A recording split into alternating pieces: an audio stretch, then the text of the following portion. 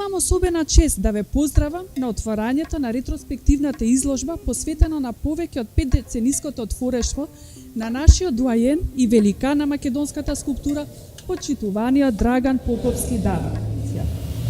Драган Поповски Дада не е присутен на сцената само како влијателен автор. Тој има и значајна улога во развојот и во пријамањето на скулптурата во Македонија и преку неговата педагошка дејност, како и со изведбата на поголем број споменички одбележја во јавни простори.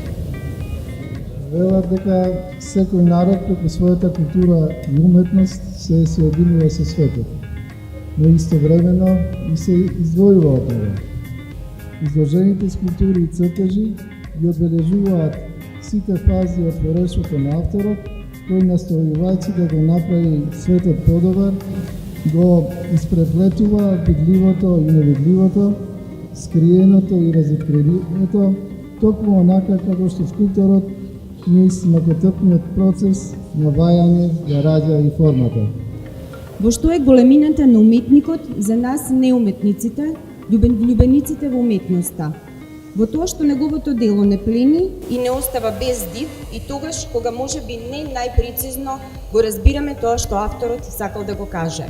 Тоа е онај момент кога не можеме да го тргнеме погледот од делото, кога уште долго го мислиме, а низ главата ни се ројат прашања за секоја точка на креацијата.